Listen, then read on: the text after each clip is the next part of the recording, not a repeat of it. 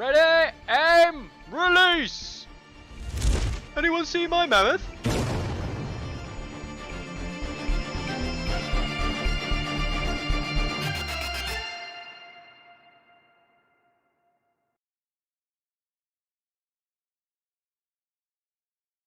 Hello, welcome back to another Monday. I am here yet again with Carlo. How you doing this week, Carlo? Good. Same as always. As Carl says, every week trying to take over the world.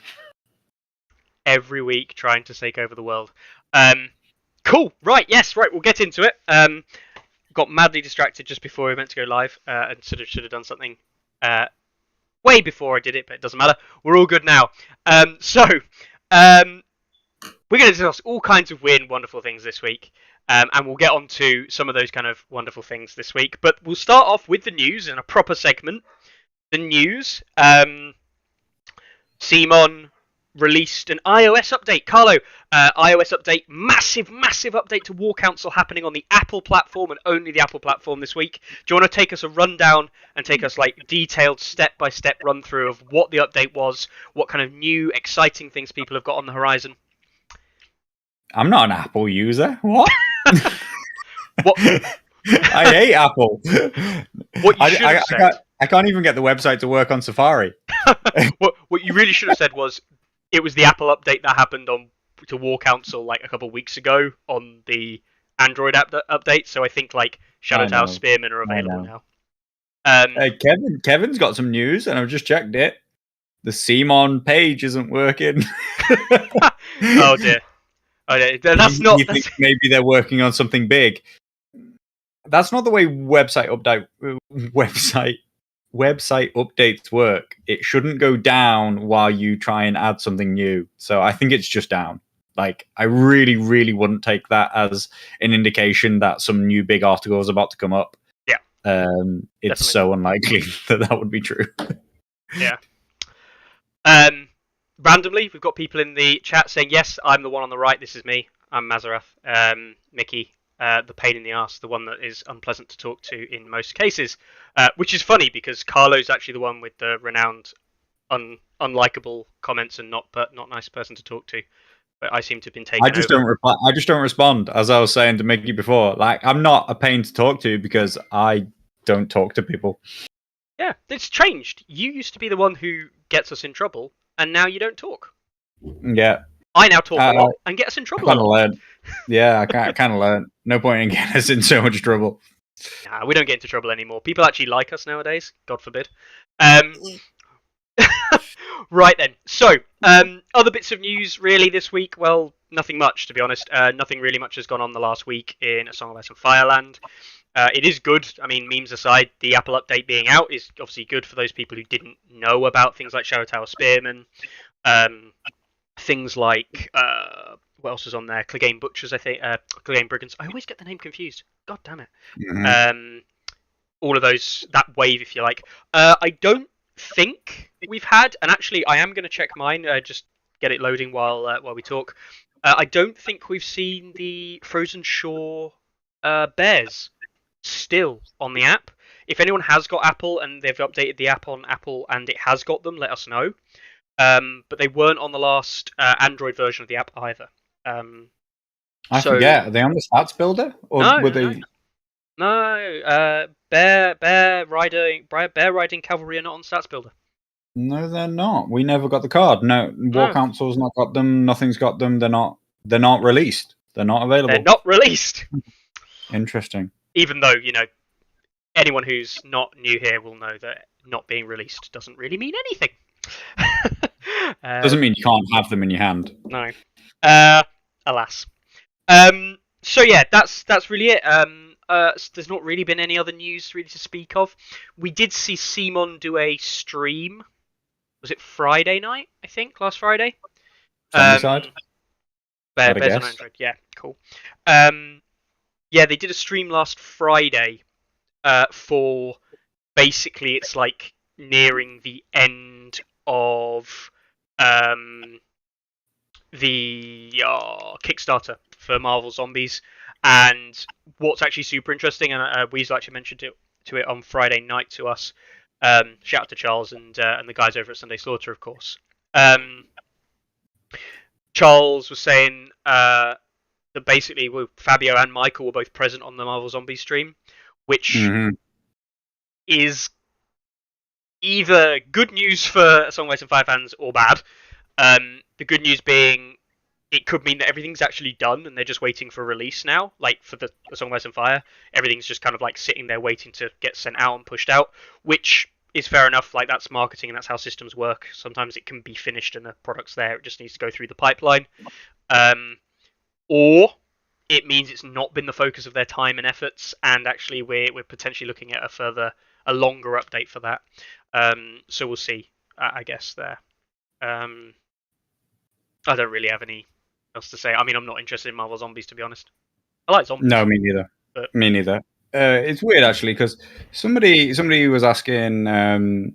Somebody said somewhere, I don't know why they don't put more effort into song, less effort into Zombicide. I'm like, my instant response was, well, Zombicide is their own IP, and then I was like, Marvel Zombies isn't. But I don't know. I mean, like, there's certain value to it being their own IP, but it really is. It just is their poster child game. It's their big flagship thing. So, I guess that's what they do. By the way, I've just realized I've been clicking around a bit, Mickey, while you're talking. I think there's two different links. You posted episode 75 and you've posted episode 74, and I believe we're currently streaming on episode 74. So that's really well done there, mate. I don't know how I did that. I literally copied the same link across. That's absolutely impressive as anything. Well, I fucked that one up, haven't I? I'll have to do that later on. So that's obviously why we've got no watchers. Yeah, that's obviously why no one's watching us live. It would be much better for me to do that there. Right, that was an absolutely brilliant thing for me. God, I'm an idiot. Right, that's really just blown my own mind out apart. Regressed us back another year, a year of Tourney Ground of like how disorganized and terrible this stuff is. Well, what's annoying is I actually have this automatically set up now, so I don't have to worry about this, which means that the automatic setting up that I've done, which has worked for a long time, isn't working anymore. So I'm gonna have to fix it. That's fine. Yes. Anyway. That's Zombicide, that's Michael Fabio, that's Simon, nothing else. I know that people have been discussing the update and thinking, when's the update going to be? I don't know, is the truth, and no one really knows. We are expecting end of January. Semi-expecting next week after, that's the plan, right? Boomer confirmed. I am sorry, Harry. Yeah. Yeah. Yeah, I don't mean like... Update when? I mean, what are you gonna do? Like, really, guys? Just it comes when it comes. Like, how many times do we have to? Like, how many times are we gonna like do the little whole song and dance of like Simon said it was coming in January, and then we're all like, but I don't believe you. So yeah, I mean, it was it was December. Or if certain things get released so that they don't both happen at the same time, it's January. Like, and to which everybody says, well, probably February or March then. Yep. But I mean, I hope that they don't come out in the next 2 weeks because of its clash with the Scottish GT, with its clash with LVO. Way more sensible for them to work around those things. And yeah, like they say, the 50th Kickstarter, as Carl's saying, 50th Kickstarter happens on the 18th, right? I actually just don't believe that it's coming before the end of the Kickstarter. However long, I mean, how long is Zombicide Kickstarter running for? Is it a 30-day campaign? 45-day campaign? It's nearing its end, right? It hasn't started yet, has it? It's not started.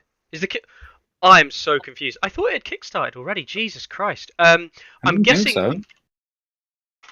I'm gonna find out. I'm searching for it now. All right, cool. But yeah, I mean, to think that the update's going to be any time soon. We are expecting it soon, right? We can expect it soon, I think. But it comes when it comes, and I'm going to say what we said last week. I've seen people yet again saying that, but that's not the rules, and it's like, well, hang on, those are the rules right now. It's you play with the current set of rules, not what we know of the new set. We're not going to go down that whole discussion anymore because we've had that discussion. But it is yet again still becoming an issue, and I wonder if this is going to keep up again. I really don't want to see the 1.6 2021 transition again. That was incredibly damaging for the game. Yeah, so it was. Yeah, I agree. I saw that there was. I really don't partake, but I saw that there was a bit of discussion around that transition in the main Discord, about, you know, people saying, "Oh, it's not as bad as you remember it," and other people were saying, like, "No, this is how it happened." And I know loads of people who left, so I really do hope that it's not a long drawn out process. I think we're in a better position this time in that I don't think that there's as big a like hiatus of people playing, right? The thing was with the announcement last time about like, hey, 2021's coming and 2021's going to fix everything, was that everybody stopped playing from there was barely any activity that wasn't just people discussing the update, not discussing the game that they were currently playing or anything interesting about the game, right, as it was from January through to when the digital update came out in April, May. Yes. And that 4-month period was very bad for the game's health, very, very damaging, not only to its growth, but its current health. And I really hope that doesn't happen again. I can't find the Kickstarter anywhere, actually. I actually don't think is the campaign even live on Kickstarter? No, I don't think it is. I actually don't think it's gone live. No. It starts on the 18th, as Tom Tyler was saying in chat, which is, you know, fair enough. Like, I'm not going to complain. That's odd, because I'm pretty sure you can put a Kickstarter live like 2 months before it even goes. You can put a Kickstarter on like the page like 2 months before it even goes live, and it just tells you. Anyway, weird. Whatever, they're the Kickstarter experts, so we're not worried about. Literally, they're experts. We are no one compared to them, and you know, Kickstarter anyway, and all that. I don't expect them, if they don't release it before the launch of the Kickstarter, I don't expect them to release any kind of update, any kind of articles, any kind of information before the end of the Kickstarter campaign. That is more solidified by the fact that it seems that Fabio and Michael both work on this campaign now. So yeah, is what it is. Someone in chat saying, can someone give me a link to the official Discord? Been coming up with a link, but it's expired through Facebook and Reddit. Yeah, not a problem, Samplayer. I will make sure that gets sent to you ASAP. I'll probably just drop it in the Discord chat as we discuss things now. That's where it is. I guess, I mean, and there is this discussion, is it going to be dropped before LVO? And what we're going to talk about mainly here, like events and rankings and stuff like that. Is it going to be dropped literally like a couple of days before LVO, and then CMON are going to be like surprised that it's not being used at a big event? I mean, I really hope not. I really hope not. I know that there's been a few issues around LVO. I think everything's going ahead pretty well right now. I know that Carl has done a big one and stepped in to take over. I think that just looking at Zombicide Long Night, I think that there's a few people who have had to not go, myself included, because of the new travel restrictions with Omicron. So I hope that some international travelers still make it, and I hope that it's still a really good event.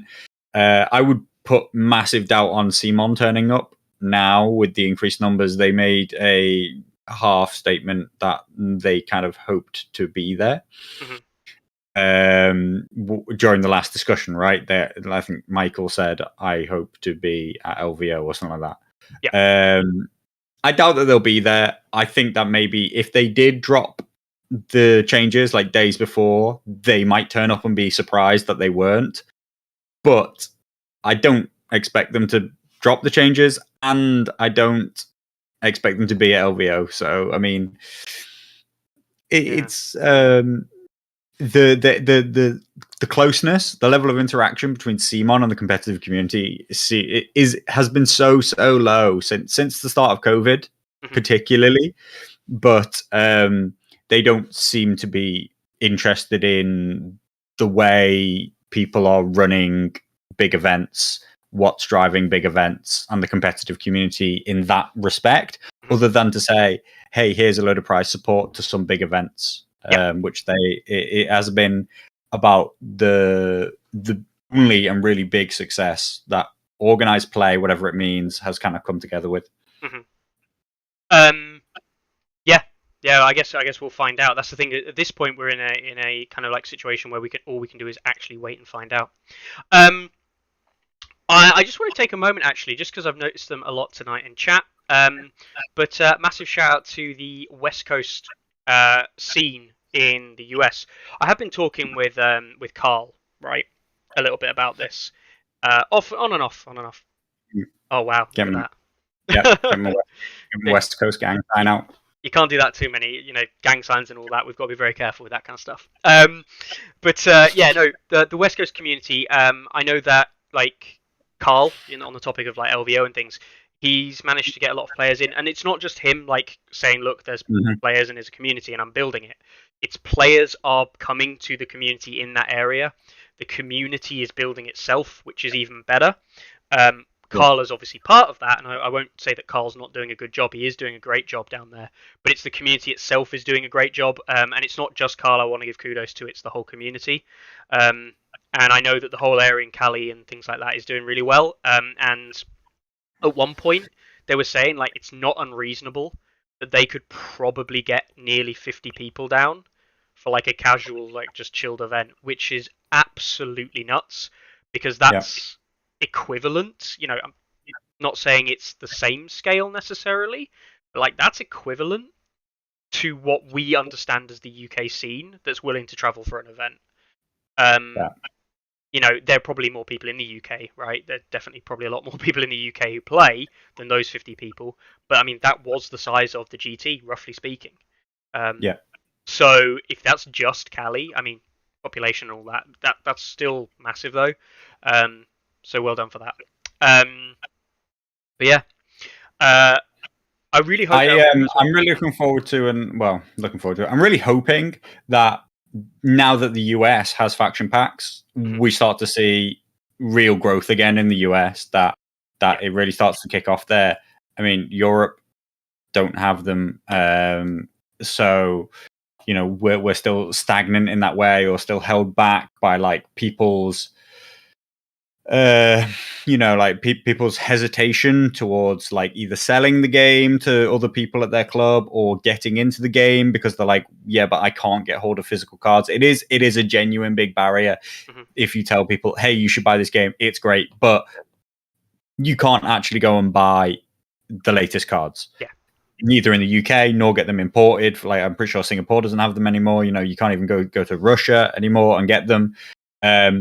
So that is a barrier to getting people to start off and really grow. So I hope that it can, reinvigorate the scene. And I hope that everybody who's maybe got people on the fence, if Harrison, if your community and your local scene can be convinced back by the idea, hey, look, the update really is here now. You can buy it.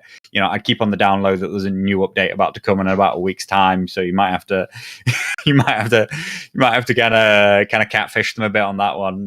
But I do think that I hope to see the ramifications of cards finally being released.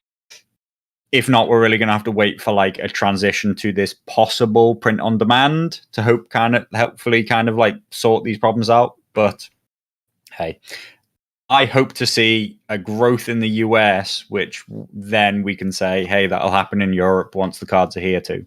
Yeah, 100%.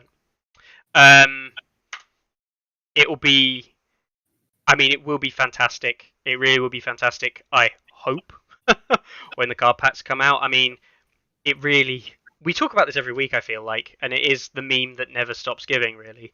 But card packs, when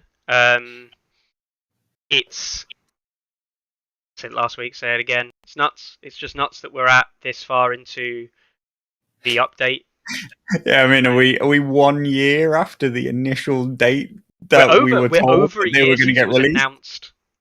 Yeah, yeah, yeah. It's not a year since they should have been out, at least. Not quite, not The quite, the not quite. intention was Q1, and then it was Q1, and then they said it got pushed back. So we can be fair to them, and if we say that faction packs aren't out in Q2 in Europe as a purchasable product from stores in Q2 in Europe, then it would have been a year, and that's being generous and like admitting that they could have been hit by the problems.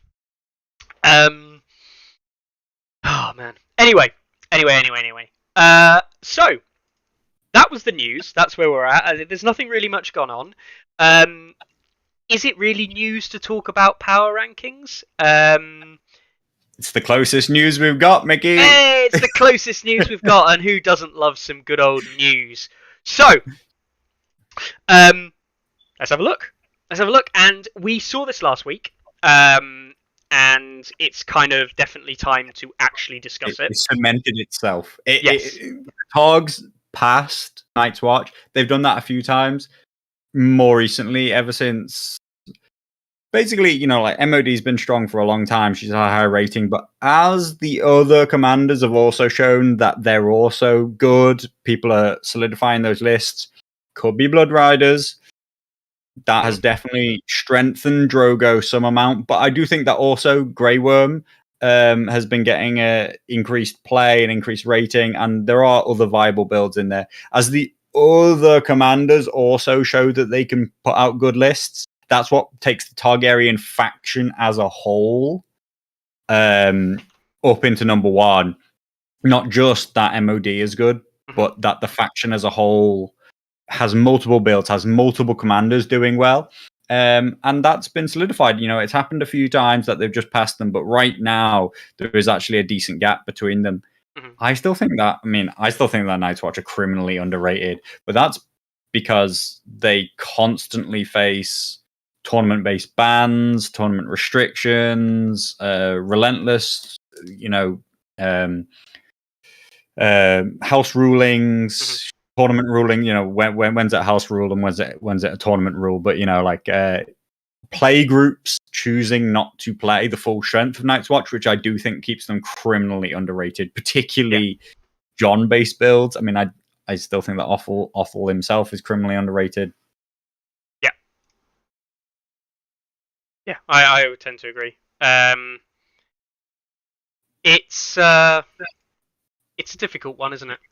That's an interesting one by Tom. Tom. I mean, it is right that in person, the MOD list just A, writes itself, and B, is owned by everybody. Like, you buy one box, you have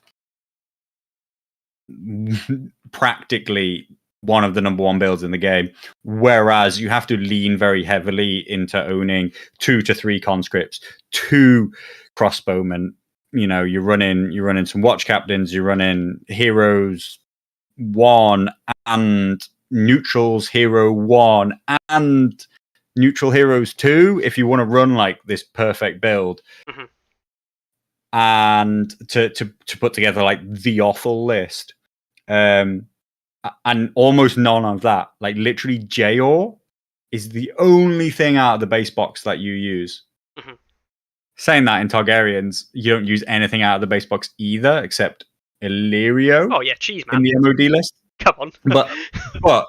but it's different because 75% of your whole army came from one box, which was MOD. So I do agree that there is a certain amount that, like, in person MOD just like does itself, whereas there aren't that. You have to be more into the game to be running an awful list, and throw into on top of that the stink that it has around it. I think that does keep it lower rated than it should be. I also think, you talk about ease of purchase and things like that. I also think about theme right here, and I think this is where theme and like what MOD is actually really important from a very conceptual perspective of like who the fuck is Offal, right? Um, what do you mean? What do Yeah, you mean? I agree. I Yeah, agree. like I agree. who is he? Like if you read the books, you'll know who Offal is. If you've seen the TV series, you'll kind of know who Offal is. Kind of. I can't even think of like who he, if he's even played that much in the TV show as a big thing. I can't even think of him that prominently in the TV show. In the book, sorry, he's quite a big character, though he doesn't appear in his own. Like, he's not a main character, if you will, in those senses of having his own chapters. Um, but he is a big character in the same way that Alistair Thorne is a big character, and to be honest, less so in the TV series as well. Um, But MOD, Daenerys and Danny and dragons. Drogo are Targaryens, Yeah. right? Yeah, well, she has her own chapters for a start. She is a prominent character, and you want to play dragons on the field. It's exactly the same effect that I think the mag effect has, right? Not many people know who mag is necessarily, but they know running a giant and running a big giant. And if you read the books, you'll definitely know who mag and 1-1 are. And the TV show, it's like, oh, giants. You'll know the things, so you'll run the lists because of a theme idea. Whereas nobody actually knows who Offal is, and comparatively. And as a result, he gets less play from a theme perspective, even though the theme of his army is actually very solid. Yeah, that is obviously going to be a big thing as well. So he's being picked up, not just more on the tabletop from like across the spectrum of like everybody, but he's actually just being picked up in much more casual games as well. Is the MOD like? Oh, I'll just play my dragons because I want to play my dragons because they're cool. Okay. Does your opponent know this before you turn up? Because if your opponent doesn't know this, yeah, fun. Anyway, Targaryens. We've talked about the MOD factor. Let's talk about the Drogo factor, and specifically one major factor I think has got to have been the inclusion of Blood Riders. It is the only significant change we've seen outside of like Offal and play rates and stuff, which is one discussion. Blood Riders are here. Blood Riders are being used. They are in the game. Are they having an impact? I think they're good. Like, I don't know. I go back and forth on whether or not they're just flat out better than Flayed Men, right? But like, I mean, ask ourselves what bar we're comparing them to, which is like, hey, you know that best 8-point unit in the game? Am I just better than this? It's a very, very high bar to hold them to, and yet they hold up to it. Really, like I do think that they do. It's a different play style. I think that it gives you that they have a lot of control.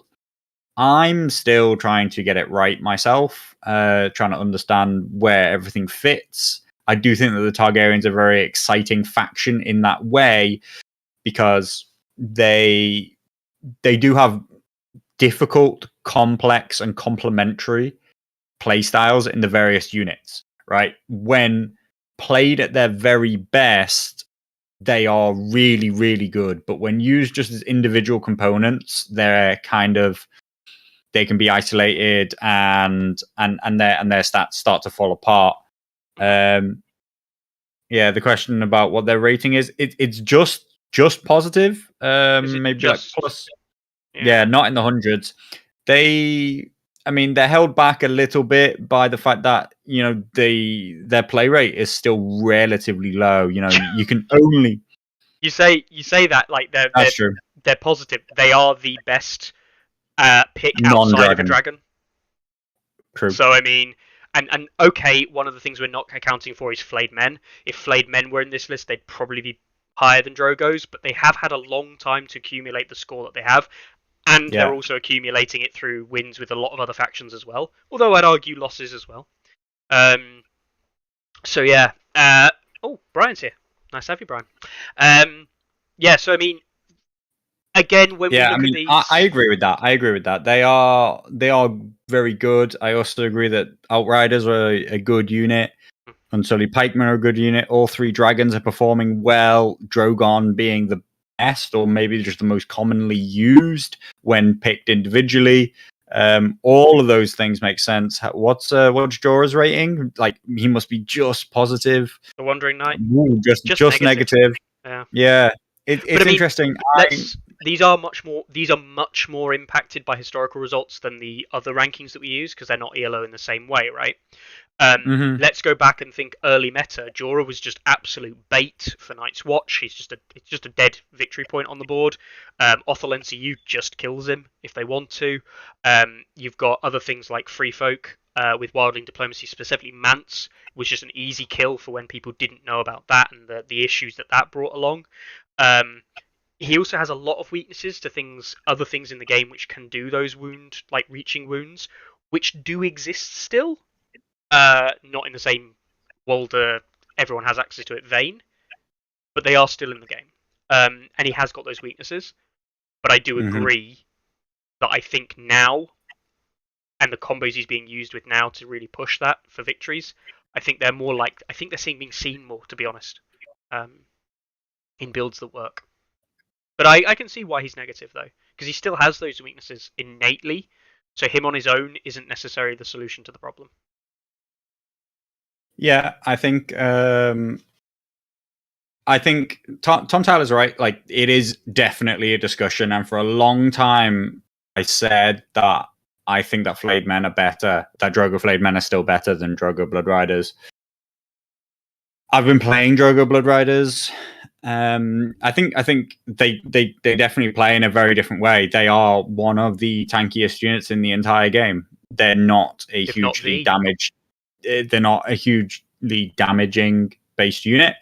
It depends very much what you support them with or put them with. I think that I love Warcry. Warcry's very, very, very, very powerful.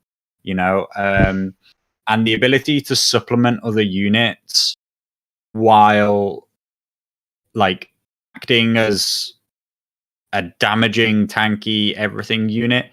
It's a different play style. I'm still not convinced either way, but I'm playing Blood Riders at the moment. But that's partly because I haven't built an army this entire edition that doesn't use Flayed Men. So, you know, like at some point, I've got to stop using Flayed Men. I actually initially began by building Drogo Blood Riders and Flayed Men in a list, and then I've recently swapped the Flayed Men out into Dothraki Veterans, and I've kept with the Blood Riders.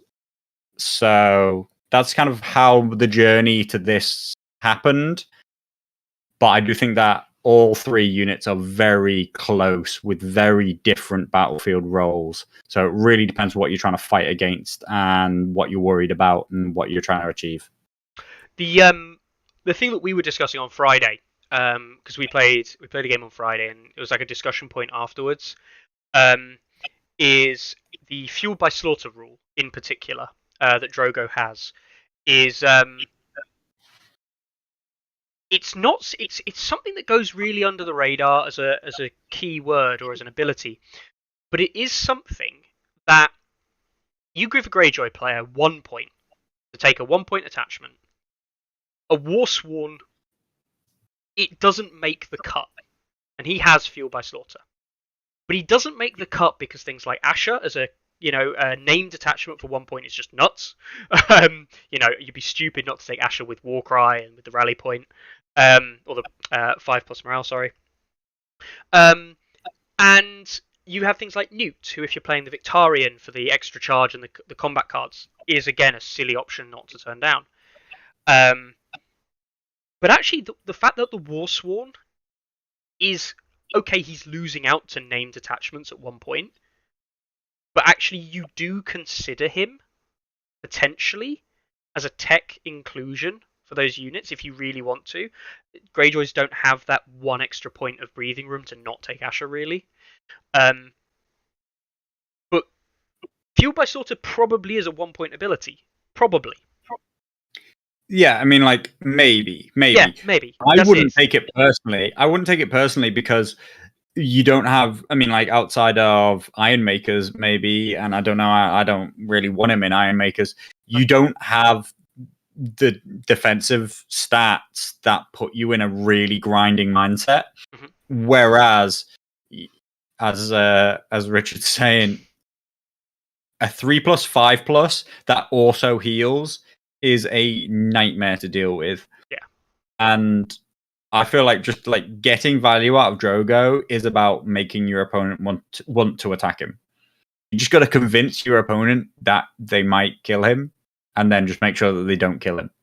Like that's what you got to do. So I don't know if Fuel by Slaughter specifically is like, hey, this is a 1-point attack, 1-point value, but with those stats, it's one of the best places that you could possibly have Fuel by Slaughter. Well, that's where it gets a bit more difficult, right? It's not just the stats of the unit, but also another key, very important thing that the unit has, which is Expert Duelist. Which means that if you really need to heal, I'll just do a wound. I'm now guaranteed to heal 1, potentially 2. If you haven't taken a rank off your opponent with Drogo Blood Riders at this point at all, then you're probably facing something equally as tanky. At which point, neither of you are doing damage to each other. So, I mean, it's slightly academic. Or you're stuck in a combat with Drogo versus Drogo, and you're just having silly beggars all day, and it's just... Yeah. Harrison's saying something which, you know what I mean? Like, I'm not like, I've said it plenty myself before, right? Which is, well, okay, it's great that Drogo's always on 2 ranks, but you're just going to get contested by something on 3. But the value to Drogo is that he can take a rank off almost anybody. Yeah. Like, if you really want to and you really need to, you put your war cry on that enemy, you automatically do 1 wound to them, you hit him with 7 dice, hitting on 3s, getting vulnerable and panicked. Like, you're gonna drop him a rank if what they're doing is coming to contest you. Now, I'm not saying he's not brilliant at contesting somebody else. He's not brilliant at charging into a unit on 3 ranks and being like, hey, you won 1 rank and now I contest you. But he's good enough to hold something like a center objective if you get there first. And I mean, like, you should be getting there first. You're a 6 movement cavalry. If you want to be there first, you can. And then you wait for people to be like, oh, I need to stop Drogo from scoring, which is what I was talking about. Like, getting value out of Drogo is forcing your opponent to be like, hey, I must stop this unit from scoring. I must attack Drogo. And then once they charge you, you're like, okay, cool. I'll attack you back. I'll do all these things and I'll drop you by a rank. I do think that, we'll come to it. Maybe Mickey intends to come to it or not to talk specifically about the list that I've been running. But all of that does require and is built around the idea that you need to bring his activation count high. Yeah. Like, and that's just part of this game. Like, you always have to have high activation count, no matter how powerful the units you're running, no matter what they are. Activations win the game. And I've been running it alongside Stormcrow Mercs with an officer, which get 2 activations for 7 points, or a full activation plus Relentless. There are obviously caveats around Relentless, but that plus Jorah or Freedmen coming in at 10 points is like actually the basis which I build the list around, which is, hey, look, I have 3 activations for 10 points. You can't even buy that for NCUs, right? There's actually add in the only faction that can compete with it is Watch Captain in Conscripts and a Watch Captain purchased for a future unit that you are then going to include in the list. Night's Watch are the only faction in the game that can compete with that. I mean, I don't think that they're the best high activation spam at all, but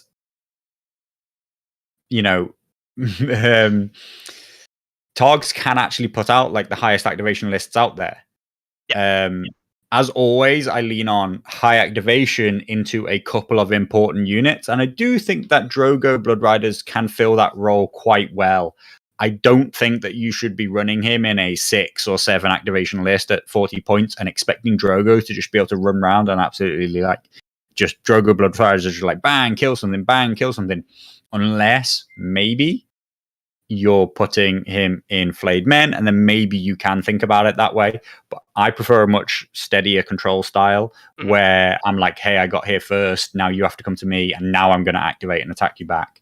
Yeah. So I have to say, I was a bit more down on Blood Riders in the past than I am these days. Having played them, I'm starting to appreciate more how to get the best out of them, and that there are roles that they can take.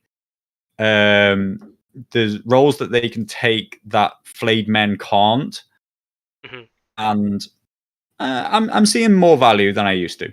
Yeah, which is fair enough. Absolutely fair enough.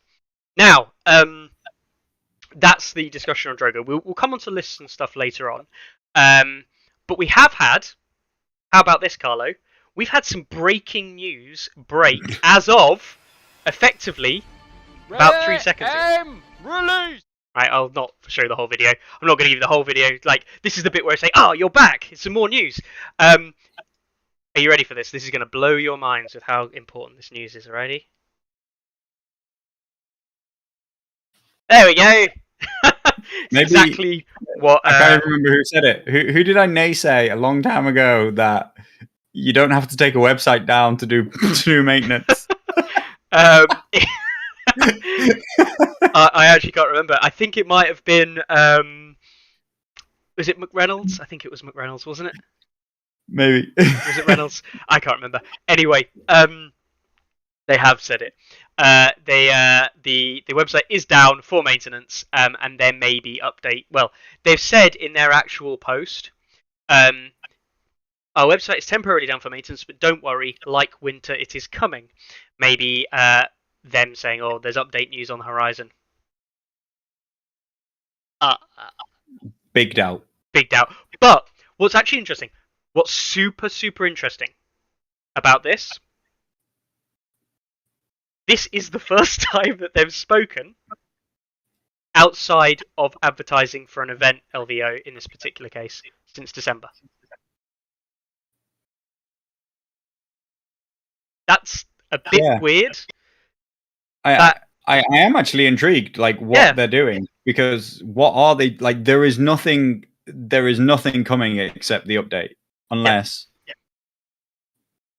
Yeah, we talked about the update earlier, Carl. The fact that the app update wasn't really anything. It was an Apple update that already came out on Android update a couple of weeks back. It's just the new units and stuff that we expect, Shadow Tower Spearmen and all that. No, what's interesting here is that they basically, obviously we know that they basically rarely post, but they found it necessary to post that the website was down, which is actually enough warrant for them to say that clearly people use it, and they believe it's important to tell people. I was just about to ask. I wonder how many people go on the site. Yeah, I do wonder. But it's clearly them telling people that it's down is an important thing, which brings us on to another question. Couldn't they just run a load more information on their website, like, you know, what products have been released and actual information on the products and all that, and people would read it if they feel it's deemed important? Yes, you did actually, Carl. You got the new FAQ as well on there. The War Council, the Android already had that a couple weeks ago as well. Sadness.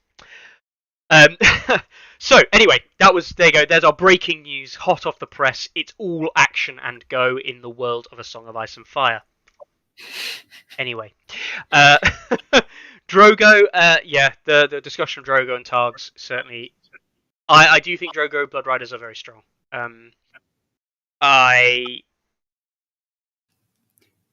Talking about updates. Here's the thing. Here's the thing. I don't think that they're a world different to Flayed Men. So why are people now playing Drogo? Because this list was always available to you, and it was just Drogo Flayed Men. It might be something as simple. Warcry token play is invaluable. We already know Warcry is just so good. But actually, I think there's no drop off. 7 dice down to 6 is like, who gives a fuck at that point? Like, it's just not really something you care that much about. Because you're not moving from one-shot territory down to not one-shot territory most of the time. You're moving from very dangerous to still pretty much very dangerous. The other thing as well is that you're actually way better morale, right? Flayed Men are base 6 morale. Drogo's Blood Riders are effectively base 4 for attacks. Well, no, that's unfair because you're including Drogo and Drogo's in Flayed Men as well. So okay, you've improved your morale by 1. Yeah. You've gone from 6 with Iron Resolve to 5 with Iron Resolve. Yeah, but effectively 4 for attacks, and 5 for attacks. Actually 5, and this is where I would argue things get a bit different. People are actually used to dealing with 5 because of Night's Watch and the prominence of Night's Watch units. You have to be able to overcome 5 morale stuff. So for me, as a free folk player, stacking a -3 to try and push you to 8, that I want to do. Pushing a 4 to 7, like, that's still good. But actually, it's a big enough difference. That break point is a big enough difference to make that extra damage hard to get through. And I'm not saying that you don't get it through, but I think it's just maybe it's a bit of a barrier a bit too far to overcome. I don't know. Yeah. I don't know. I think that he hasn't got significantly better. He's just suddenly now people are playing him. I think that's probably more the case. But it's also the reverse, right? I mean, I play Free Folk. I actually think it's got nothing to do with the inclusion of Drogo per se. But what we're seeing now is we're seeing the reoccurrence of Jorah with Vets, which is, or Jorah and even Outriders, but Jorah Vets, which I've seen a lot more. I know you run it. That combo is very good. We saw it, Ariakas saw it at the weekend when there was Takarian playing Free Folk. Then we've seen it in other events as well, other times. You can't discount potentially 7 dice plus another 7 dice with rerolls and precision, either 3s or 4s, depending if they go for the charge or not, twice in a round. Like that's arguably on a similar kind of level to Ranger Hunters with the offal the offal cards on, where you're doing 7 dice twice when you do the charge and retreat on 2+. You know, where you don't really need rerolls, you're on 2+. Who gives a shit? It's arguably that level of damage output. Sometimes it pays off, as you found out the other day. You couldn't kill a unit of trappers with Mansin, save your life. Mm-hmm. But it's the potential damage output, right? That's actually the thing. It's the potential output's high, which is why people use Flayed Men. The potential output is high. And it doesn't have to go that well for you with the Jorah combo to do serious damage, like talking about one-shotting units from one activation. If Flayed Men get nerfed, then Blood Riders do need to go to a 4+. But I hope that neither of them, personally, I hope that neither of them change, and that other 8-point cavalry and 8-point units in general are brought up to that level. But hey, I think they're probably going to get nerfed. Yeah. It's difficult, right? It's difficult. I don't... Part of me wants to see Flayed Men nerfed. Like, I really do believe that Flayed Men need a nerf. I also believe things like Tycho need a nerf. But not necessarily, and this is actually the flip side of it. I'm not actually convinced it makes the game better. But I believe they need a nerf because I don't think you can have something as dominant as they are. Okay, right? But like their dominance doesn't mean that their stats have to be worse. No, it means that their comparison, the things that you're comparing them against, need to be better, not as far behind. Yeah. There are 2 ways that can happen. You can bring everything else up to them, or you can bring them down to everything else. Yes, and I would like to see everything else brought up to them in the high cost categories of 8 points. The Flayed Men definitely, 100% agreed. I think they'll nerf them. I think they'll choose to nerf them. I think it's the easier solution to nerf them. As I was saying, it's not perfect, but I think it's an easier solution because it only requires 1 change. Rather than potentially like 5, 6, 7, 8 changes if you're talking about Tully Cavaliers changing, Knights of Castle Rock changing, Champions of the Stag changing. What else have you got? And he's changing. Is that it? Knights of Castle Rock. Those 3. Those are the 3 big ones. The Lance Cavalry plus Gems. I mean, the question is whether or not you also include Clicane Brigands, Zorse Riders. Like, all these things are, only 1 point less, so have to be nigh comparable, right? Like they have to be right there with them, and they're just not. They're a league behind. So it is right that you need to increase. You need to increase a lot. You need to improve and change and tweak a lot of units to stop flayed men from being dominant, unless you just tweak the flayed men. It's the simpler solution, but I don't believe it's the right solution. I can't. I mean, Jesse's 5+ is too far. You know, I do agree with the 4+, but no, not 5. That's just. It moves them in line with all the other ones, I guess. But 4+ would make more sense because it's not just the armor they wear, but it's also meant to symbolize the ability to protect themselves against blows and things like that in combat. Mikhail says, okay, but like the problem. Okay, so the problem there is like you don't. I mean, you're asking for entire changes to the game. If you tell me that you're making Drogo Blood Riders 5+, then well, this whole conversation's moot. It's like, no, they're trashed here. I'm not using them. I'm using veterans or I'm using flayed men. Yeah. And then, like, if you tell me they're getting nerfed, it's like, cool. I'll use screamers then. Do you know what I mean? Like, you're gonna have to nerf the entire faction. Like, Blood Riders aren't like way better than the other options available. They're just maybe, probably, possibly, arguably, debatably, just the best. If you give them a significant nerf by making their armor from very good to trash tier, then I think you're living in a dream world if you think that makes them more balanced. Yeah, I mean, the whole thing with vets is that the vets are balanced because of the poor armor in relation to their heavy attack profile, right? The morale thing still bugs me a lot with just Dothraki across the board being 5 morale just bugs me. I don't understand why Dothraki should be 5s when, like, most of the army of which, Renly, Baratheon, all that kind of stuff is like meant to be trained knights, some of them, and they're all sitting on 6s. Is a bit like, okay. But I can see I can get the balance between armor and morale, right? I get the balance in terms of like trying to make them have a weakness.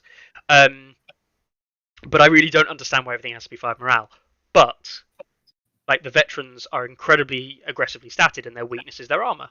Like if you make Blood Riders incredibly low armor, you have to give them, like, they're going to take a lot of wounds from certain things. You have to give them, I'd argue, more healing. Yeah. Well, which is nuts. Can they? Can you have more healing? Not really. Heal 1 every time they pass a morale check. There you go. War cry, and then you can do a morale check and be like, woohoo! There's another wound back. I mean, it's all theoretical, but if you give a single nerf to Blood Riders at all, anything, except maybe making them 7/5, like if you make them 7/5 instead of 7/6, then I'm like, yeah, whatever. If you give them any nerf at all, then as things stand, I'm taking flayed men. So now we're living in an entirely hypothetical world where flayed men are also changing, and if we're changing multiple units, then we can't possibly.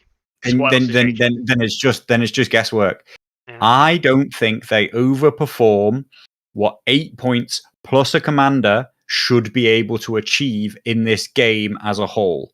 I'm not saying that they're not outperforming other 8-point commander bunker units. I'm just saying I don't think that they perform better than we want a big, powerful, named, important person like Drogo in a unique, important unit like his Blood Riders to be. I want Drogo and his Blood Riders an 8 points plus a commander, aka, roughly speaking, a 10 or 11 point unit. I want them to be able to achieve the things that they are currently achieving on the battlefield. I will go as far as saying, though, something like Drogo. Actually, I don't think Blood Riders are a problem, necessarily. There's actually another problem what I think Drogo has, and I know that it's only one tactics card, but I think it's arguably a problem across the board.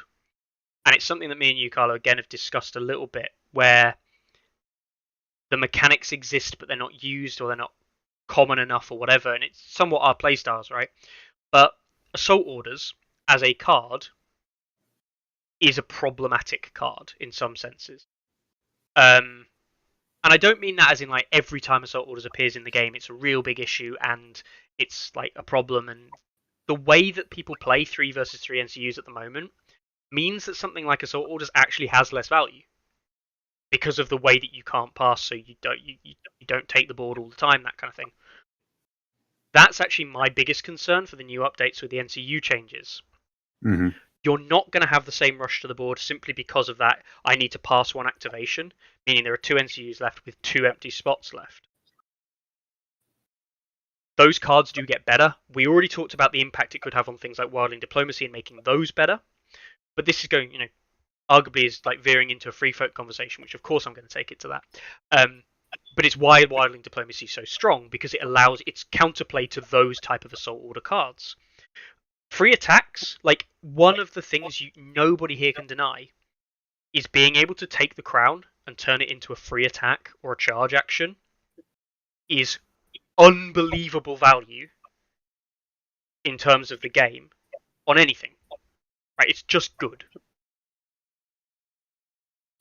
But it really doesn't shine when your attack is just a 6 dice, like at 4s. There you go, done. There's a free attack. When it shines is it's a 7 dice attack on 3s that also heals me. Mm-hmm. That's actually where it shines. And that's where Drogo becomes, in my mind, a little bit problematic. Not from his unit, but it's the fact that your unit is now survivable and sustainable and doing a lot of damage multiple times if he needs to. And it's like the red cloak problem, right? Yes. Of like, yeah. Hey, I've put Gregor. Champion. Oh, no. High Sparrow. I put High Sparrow on your unit, right? It's like, okay, cool. I'm gonna take swords and I'm gonna make an attack, and you're gonna take a test, and you're gonna fail. Oh, and you failed, and you'll lose some models, and then I'll heal, and now I'll make an attack. I'll do some dice. You're gonna take another panic test. Oh, look. Okay, cool. Maybe you failed. Maybe you didn't. Oh, yeah. High Sparrow. So I'll heal again. It's when you don't just say like, hey, this is the value of an attack, but look, I get to combine it and make all these ridiculous amount of value out of it. Once I can turn that attack into not just an attack, but opportunities for me to also heal at the same time, and say I'm healing 2-3 wounds, I'm effectively like, I get the swords and I get the bags. Then once you turn it into such a great value proposition, it's so hard for anything else in the game to be worth more than it or to be better than it. Yeah, and it's we're talking about like potential outcomes, and when we talk about optimizing lists and optimizing like play and stuff like that, you've got to consider potential with realistic versus like bad case scenarios. Bad case scenarios with red cloaks, they do all that, and your opponent passes all the morale tests. Maybe you didn't even do any wounds with the attack, but actually, how realistic is that? It's pretty unrealistic, given that you expect the first test to probably be at a -3. And all of a sudden, it seems to be actually like the risk reward of me doing this is that the risk, my attack doesn't really do much, and oh well, the reward, I might even kill a unit and heal 6 wounds. Yeah, like it's the risk isn't that bad, and it's no worse than anyone else just making an attack. That's the big thing, is that you're not really paying for it. Things like that are a problem. Oh, you are. That's a bit of a crazy. That feels like a bit of a crazy question from Carl, which is, I mean, I wouldn't even take Tycho if he could only heal on activation. Probably not. Like, I always think that people's solutions, and this is part of this is also part of Simon's problem, and you know what I mean, like, and has been shown to be their problem. People's solution to something being a bit too powerful, or too powerful. Let's not just say a bit. Like, something's too powerful, it is dominating the game. People's solutions are always way overboard, and they just result in something going from top tier to trash tier and never played. It's so fine the margin in which something goes from top tier to completely acceptable. Yeah, it's really not that much of a change that's required to make these things fall in line. And no. And there has been good examples of that. Mother of Dragons actually is one of the best examples of something where people think small change or big change and the impact, this, that, and the other. Mother of Dragons had a massive change. No ranged attack, no ability. They had to roll to hit. They don't just auto wound now. They lowered the damage. No, they didn't basically lower No, the damage at all. damage No. is still where it is. Yeah, the Where damage it is still was. where it is. That's the point. Did they used to? Did they? They did used to have to roll to hit. No, they did they auto hit in the past? Auto hit. Yeah. They auto hit. Now they hit on 2 dice on 2s, which I know, right? 1 in 36 chance you don't make it, and that's without the rerolls if you're doing a charge. Right, but the thing is that like that was some big changes they made, but the fundamental of dragons didn't change. The fundamentals of dragons did not change at all, really. One card changed in a relatively important way. Fire Made Flesh stayed, which was one of the most significant parts, right? Although she doesn't just get to claim it back all the time, she can only do it once. Yeah. Which is actually a big change. The other cards got nerfed more significantly. I forget. I didn't really used to play her in the past, and I've barely played her now. It used to be that when you finished within 6 inches of Danny, a dragon could make an attack or something, right? I think it's the same. I think they're basically all the same, though. For most intents and purposes, the other cards are all the same, I think. Yeah. You got the new Promise of Fire, is it? Which is the attack, or if it kills a unit, you get an extra VP. That stuff. Yeah. She lost, which in turn she loses Overrun, which I do think is pretty important, because that was one of the most feels bad things for MOD, was when a dragon just came in, tapped you, another dragon came in, tapped you, and ran in, and then they just started tag teaming their way through your army. So like I do think that's a good thing that she loses Overrun.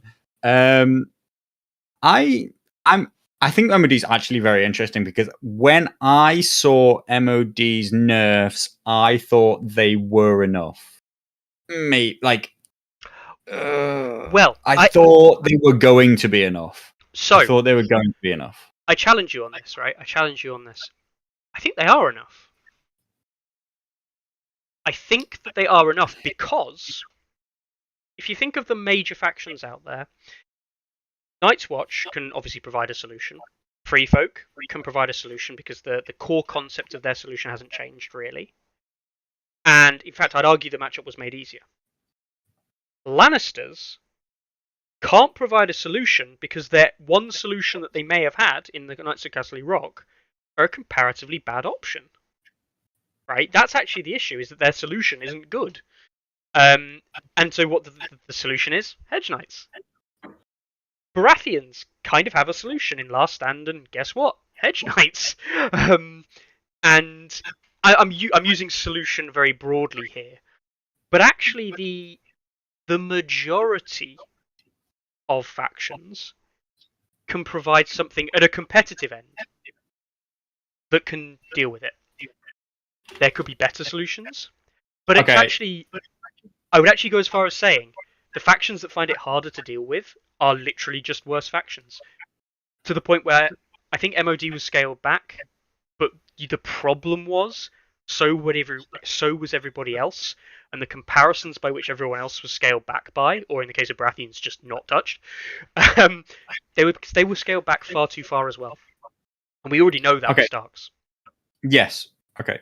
So I semi-agree. I don't disagree that every faction practically can play into MOD. But I would say they're not enough because people ban her.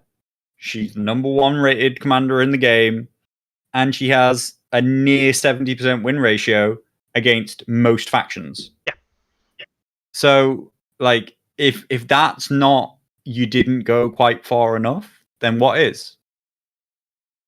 Like, if you don't still, like, I do agree that in the old game, in 1.6 kind of territory, she would have been absolutely fine. She basically got rebalanced for 1.6, and then 1.6 got rebalanced to be worse than 2021 got rebalanced to just generically across the board, unless you're called Night's Watch, be worse than 1.6 equivalents. Yeah. It's it's a horrible situation, and that's why when I look at MOD, and it's really weird because I don't know about you, Carlo, I don't fear MOD when it hits the table at all. I'm just like, oh well, I'll have to try and beat it, and I know how I'm going to play around this. I know I'm going to. I fear nothing, Mickey. I know you fear nothing. So that's irrelevant. But I do believe there's ways to play around it. The thing is exactly what you say. Is that I know the ways to play around it, and I know the options that I've got to play around it. And I'm already going into the game with a lot of factions. If you tell me like a tournament or whatever it is, I'm going in saying this is my anti-Mother of Dragons list. But that's the point. I'm having to make an anti-Mother of Dragons list. That's part of the problem. Jesse says you should reduce the attack to roll 1 dice. I don't like that because I hate single dice mechanics. Like I don't want it to just be 1 and 6 I miss. Like that's just sad. Giants? Yeah. I would be okay with it becoming like D3 plus rank based damage. Which would it's D3 plus 3. Yeah. Or maybe even like 2 plus rank based damage. No, that's too predictable. You need some randomness in there. Probably wants to be D3 plus rank based damage. So if you got 3 ranks, it's going to be D3 plus 3, which is what she is right now. If you've only got 1 rank, if you're a solo, if you're a giant, if you're a monster, you're not just getting insta munched. The insta munches. Do you want to tell people about insta munch, by the way? Because I know you had a moment of that on Friday, right? Yeah, I did. I did play MOD I played MOD. I think for the first time I've ever played MOD. Certainly as MOD, by the way, playing as definitely in 2021. And I got into a little bit of a sticky situation with 1-1 coming down to possibly kill Mother of Dragons herself, and then I think it was Viserion. Yeah, I think Viserion walked over and just one shot which was harsh. That was very, very harsh. I just walked in and just D3 wounds, D3 plus 3, bang, 6, dead. See you later. Bye bye. Sorry, Chris. Just remind viewers there that's an 8-point unit one-shotting another 8-point unit. Just casually. 7-point unit. I got 7. Don't forget. Oh, sorry. I'm Mother of Dragons. I come with a point reduction. Oh. Whether or not Mother of Dragons should still provide the point reduction, I think is no. I don't think she should. I think they should pay 8 points for dragons. I don't know why. She already has a deck built around dragons. If you're going to do things like that, like why doesn't Mag make giants cost less points? Why does Mag as a commander cost the same amount as you take him as a non-commander? That's the bit I don't understand. Like, I know it's free folk chat, right? And we said it at the time, but there is a direct comparison you make when you put Mag in your list and say, do I have him as a commander for 9 and his deck, or do I take him as a unit for 9 with a better deck? That one. I'll take the better deck, please. It's like, it's such a dumb decision. Oh, I hate it. Sorry. I will cede the point to Loki, which is MOD's not winning that many tournaments. I will agree with that part. I'd argue that the tournaments she appears in, Night's Watch are there as well, so Night's Watch tend to beat her out because they've got the solution, right? Yeah. So you're right. It definitely doesn't win many tournaments, but noob stomping, non-tournament scene actually aside, like she's so easy to build. We talked about it earlier. She's just going to dominate the average, like your local play scene, things like that, way more than the big events. That's the scary bit. Sad. Always the bride. Oh, well. We'll see. see what happens at Scottish GT. We'll see what happens at LVO. I think that MOD will be well represented at both. I said it before. I think that she will be better represented than Othel because I still think that people are shying away from Othel. We'll see whether or not that means that Othel just beats more Mother of Dragons, or if that means that Mother of Dragons takes a tournament win. And by tournament win, I mean like a big tournament, which we've been waiting for a while. I'm looking forward to it, and yeah, like let's find out. Yeah, indeed. And we're talking about that the two major events. Dun, dun, dun, dun, dun. Yeah, because changing the bottom banner really changes the impact of what people feel, because we're so good at getting things right. Yes. We've changed personalities completely for this segment. I'm going to hide them out for now. Right, so there's two major events happening in the next couple of weeks. Now, we're going to build the hype for it now, but obviously kind of the majority of the hype, inverted commas, will be next week for Always Winter, given that we are in the week preparing for it. But list lock is this Friday, isn't it? This Friday for Always Winter. So on Monday. Yep.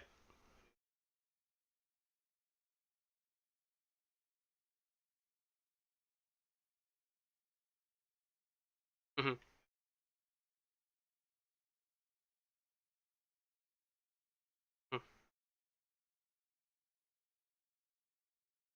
Yeah. So we will, if they are both locked on the same day, which they probably are, we will of course get the opportunity to look at both of them. We'll get to look at both and the prep done for both. So we've currently got for LVO, no, this is for Scottish GT, sorry, B30, and I'm guessing those other two will be added on by John when he's next logs in to add people. Don't worry, I don't care if you see my commanders because they're going to change. Oh, by the way, Carlo fixed something. Anyone recognize it? No? I have muted you. Yes. You can talk. Carlo can talk to me completely, absolutely fine now because I'm an idiot. This is what happens when you don't change everything correctly. We have done so well. Yeah. Am I still muted? No, you're not muted. Hey, there I am. Everybody, the frenzied mob managed to get me back. Actually, I was kind of glad when they couldn't hear you, and I just ignored chat. To be honest, that was much nicer. Yeah, you missed some absolute pearls of wisdom. I told everybody what the perfect ways to deploy were, what the perfect bits of terrain were. Speaking of terrain, it's random terrain. It's random terrain up in Scotland. You never know what battlefield you're going to play on. Which we play some random terrain, and I'll be super honest. On Friday. At the time, I didn't enjoy it. I had time to think about it, review it, and I was like, actually, I didn't mind it as much when I thought about it as I did actually when I was playing the game. But it's super weird because what we rolled, didn't we, on the random terrain? It was a choice. We got 5 pieces for a five start. Pieces. We rolled one choice. Carlo rolled one choice, and he chose a stake. And the other 4 pieces that we rolled were 2 palisades, a hedge, and a wall. Like it was like, what the fuck? It was interesting. It was interesting that I don't know how to say it. Like we almost never interacted with the terrain because it wasn't built into our own game plans, and we didn't roll pieces of terrain that were important for us. There was a palisade, which we basically fought most of the battle around, and it had a big impact. Like I'm not saying that it didn't have an impact on the game. I wouldn't have put a palisade down. You might have. You do sometimes, but you mostly run bogs.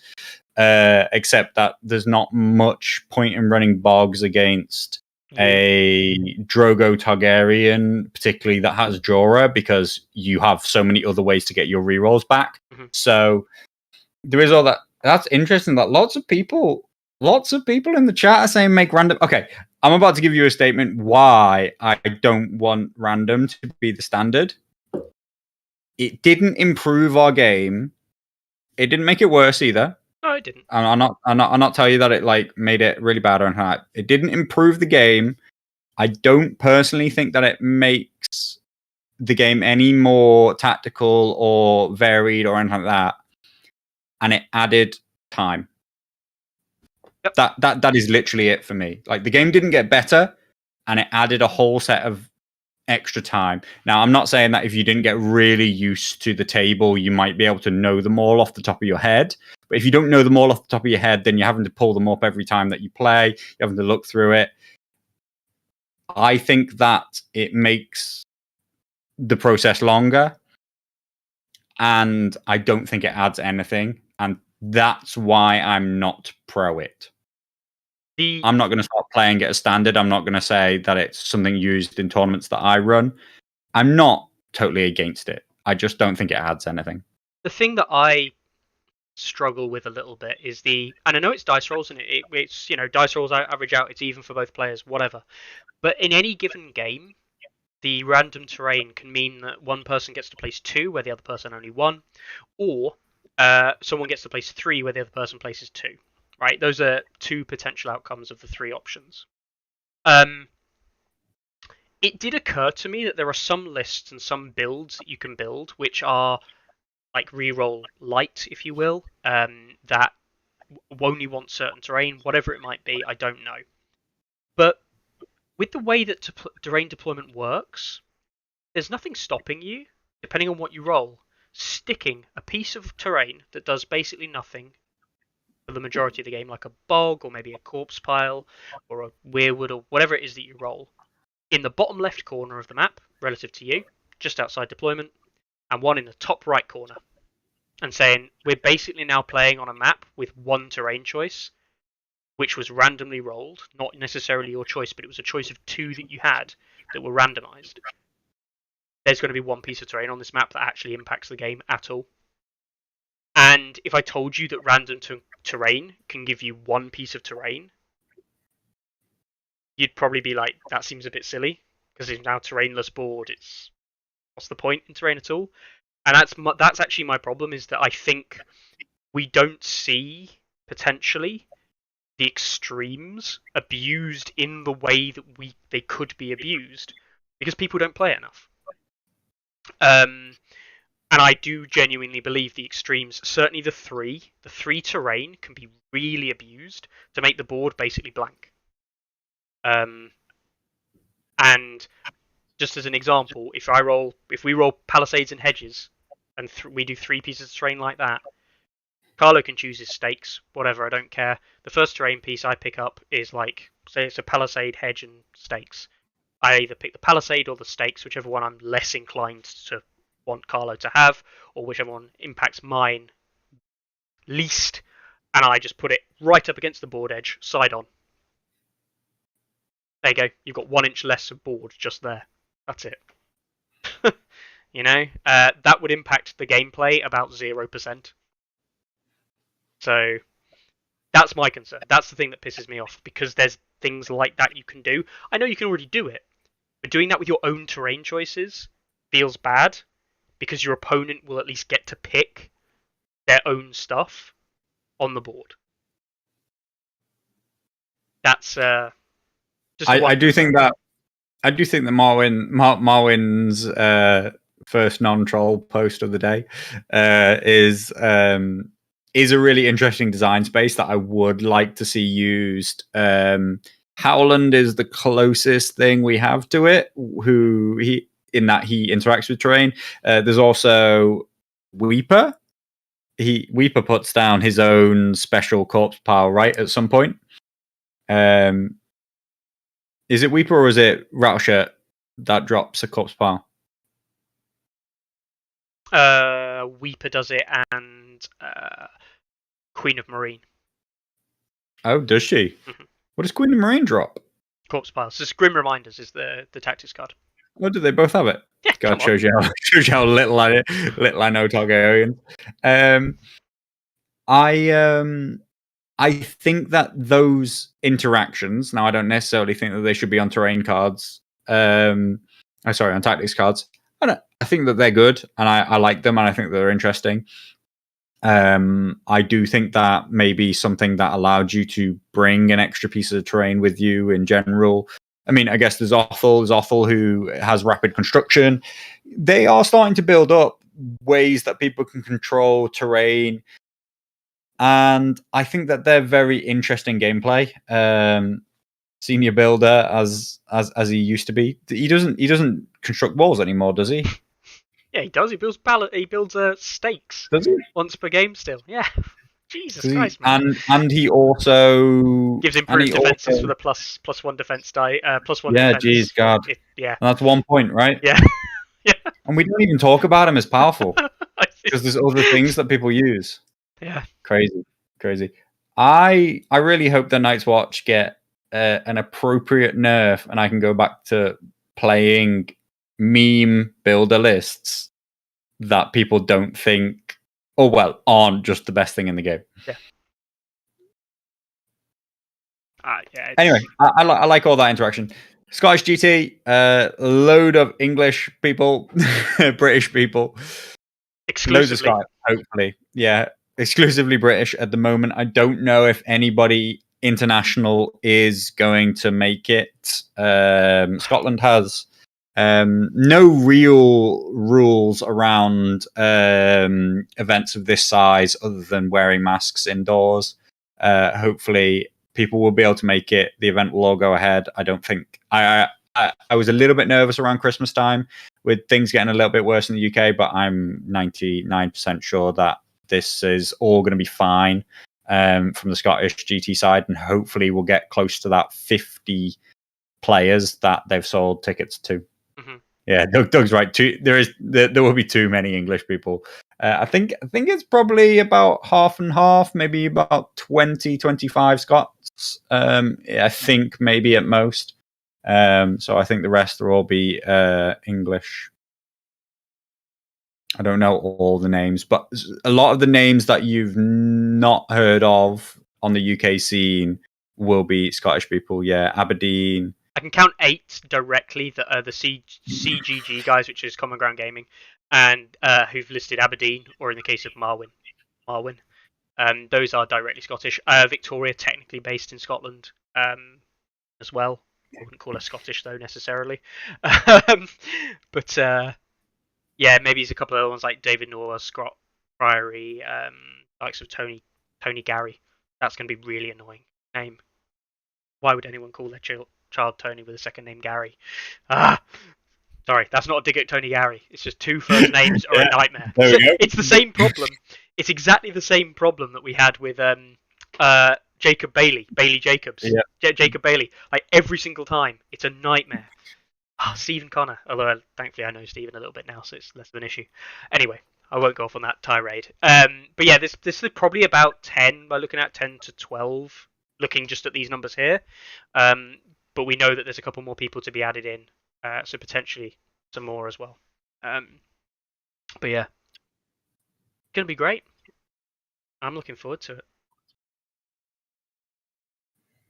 Also Aberdeen. That's helpful, Doug. Me too. You're going to go and win, right, Carly? I'm going to try. I'm not fielding meme lists. I'm coming to compete. If I don't win, it's not because I played Baratheons. So somebody beats me, then they beat me absolutely 100% fair and square. I mean, random terrain probably cost me the game. That's the right thing. That's my excuse. I'm preambling it. What about you, Mickey? You gonna be on top table and then come 7th? Yes, after one game, drop a huge number of places because tournaments. No. No. I tell you why.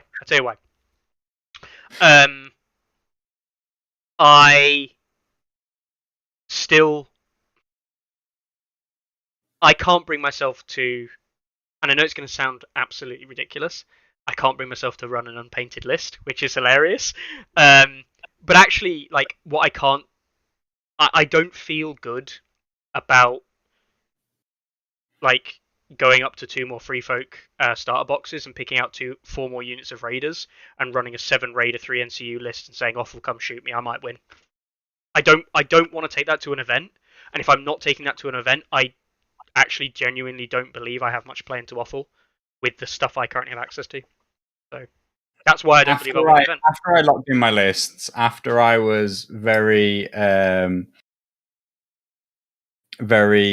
certain, there's basically one floating point in my para lists, which I'm still, I had a quick look down the list of entries, and I mean, I guess we should save it till next week, and we'll see what comes in. But you might be surprised at some of the entries. Mm-hmm. Yeah, I mean, it has a lot. I mean, it has a lot to do with Lee's statement, which is, Baratheons ain't your best faction to go for best in faction with. Let's say that for sure. Yeah, I mean, we'll see. We will see. Maybe. You know what? It all depends on the next. It depends on next week. I'm gonna build my list. I'm gonna take them, and I'm gonna see what happens. And if it ends up being me versus you on the top table, we won't play it in Scotland. We'll come back and we'll just set up that event and play it every Friday night until I eventually win, and then that'll be the tournament game that we log on stats. Along with all the others, yeah, that's fine. Yeah, no, they're not tournament games. No, anyway, yeah, we'll see. LVO, of course, is our alternative event for those of people in the US. Just super quickly, while I remember, I basically forgot. We've been chatting about it for ages, but the Scottish GT will be the first official tournament in which the winner will be invited to the LGT Invitational event on the Friday. Mm-hmm. So there will be a Friday night event at LGT, which is by invite only, which will be running alongside the ELO event. We have talked about it in the past. The the Scottish GT will be the first event who the winner of will get a place at that invitational event. Las Vegas will be the second. That's a lie. It's the second and third, because you already said that the winner of London GT last year was the first invite. Yeah, okay, technically. Yeah, there you go. Yeah. So Slavek is already invited. Yeah. But I mean, like, Slavek's going to win Slavek's going to win LVO, so he is going to go over and win LVO, which is really funny because is he not signed up anymore? I might have withdrawn. Damn. LVO has had a really weird one. Obviously, Carl's doing a great job over there, trying to like take over the reins and things like that. But LVO's had a really weird thing. And for those of you who aren't aware, I know that a lot of our players here are UK based. Some of the organisers had to pull out of LVO.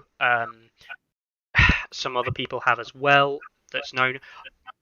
All pretty much down to COVID rules, and not just COVID rules, but COVID spikes. And people actually getting COVID, I believe. Like it's one of the reasons why the organisers can't go, or one of the organisers at least, is an immediate family member has COVID right now, and things like that. So it's been I mean, we said it earlier, but it's like huge props to Carl, who has taken over running of it. I know he really hopes, since he has paid for and done everything around entering himself, I do believe he hopes to still be able to play and run the event, and I hope that he does get to. I hope that everybody gives him plenty enough leeway, help, and slack to be able to allow that to happen on the day, because he has been looking forward to it for quite a while. Mm-hmm. So, obviously, really hope that LVO gets the kind of size and traction that it deserves. And I do think there's probably quite a few people who've bought tickets who haven't actually signed up for stats yet. That's obviously, of course, a possibility. But I know that, we've only got to look at the likes of Ariakas and the Canadian contingent that was expressing interest to go down. probably aren't going. You, Carlo, you said you were going to be going across, and you aren't. Yeah, I was going right up until like 1 week ago when there were some new changes. I'll admit, I can legally make it out there. I always say, at some point, but at some point it just becomes everybody's got a line, and though my line is quite extreme, it finally reached the line of this is too much hassle, too much expense, and too much like hard work, and not enough of me wanting to be there. So unfortunately, and I am sad. I really do hope that it will run next year and I will go next year. But a year ago, I would have said, God, we couldn't possibly still be worrying about huge COVID outbreaks by 2022, right? So we'll see. We'll see. I'm holding out hope for this time. I actually think that COVID might be on its way out, not from a not necessarily from a like safety perspective, but I actually think that people have lost the appeal to care slowly, and I think people by 2023, I just don't think people will give enough of a crap to not go to these things because they've been prevented for so long. Some people will because they're vulnerable, and rightly so. They should care about these things, and I believe these things should be cared about. But I just think that the vast majority of people will give up caring. I think Brian's looking forward to his deep fried Mars bar. Yeah, there we go. Doug got in there just at the same time as me. Deep fried Mars bars. You ever had one, Carlo? I think not. There's a fish shop in Durham that literally deep fries anything. Well, it's not actually in Durham. It's Yeah. it literally deep fries anything. Yeah, I mean, I'm not actually that into fried food, so like it's. All right, calm down. We didn't come here to be attacked. No. So yeah. Obviously, it would be great. LVO and Carl saying there that he's kind of expecting 36 at the moment, which is that's still honourable numbers and equivalent to what is expected at the Scottish GT, which is fantastic. So those are the two big events. There is actually another event I wanted to bring up because there are guys, and we do like the vast majority of people who associate themselves with Sunday Slaughter. Some of them, maybe, on a Tuesday, not on a Monday. We hate them on a Monday. And it's the Sunday Slaughter Gamers Haven event that's next week, this weekend coming up. So it's like the weekend before the Scottish GT. So if you really want to go on a mad one, you could go to Gamers Haven, Ohio, then get a flight over to the UK and play in the Scottish GT, then get a flight back to the US and play in LVO the next weekend, and then probably get a plane to Poland and play in a Polish event. They'll have one, maybe several, playing like 8 events over the one weekend in Poland. So yeah, anyway, these guys are running an event this weekend at Sunday Slaughter, and they're got 20-ish people sign up, which is fantastic. Which is great. I think they were sold out, and they've just had 2 people now not able to make it. So I think this is 2 last-minute tickets available. Mm-hmm. And it's the names we know about. Obviously, shout out to the guys obviously in chat today, but people like Kevin and obviously Bob and Chris and all that lot. But yeah, no, it's fantastic to see that event going ahead as it stands. And 20 players, absolutely no problems there. Is that bigger than the US Nationals? Oh, it is, yeah. Anyway. I hope that they get, I mean, I was going to say it in a less memey way, but I hope they get some support for that, because that's a really tough number to reach, at this kind of time with the spikes and stuff like that. So, yeah. Yeah. So yeah, massive shout out to those guys and anyone going down to that event. But of course, that's not just the only ones. We've got loads of other events. I'll reiterate these all the time, but Poland, 2 events happening in Poland this weekend. When we talk about the Polish running events, they really do just love events, playing competitively. Russia has still got an event happening this weekend as well. There is an event in Scotland next Tuesday. You going to go up to Scotland next Tuesday, Carlo? No, fortunately.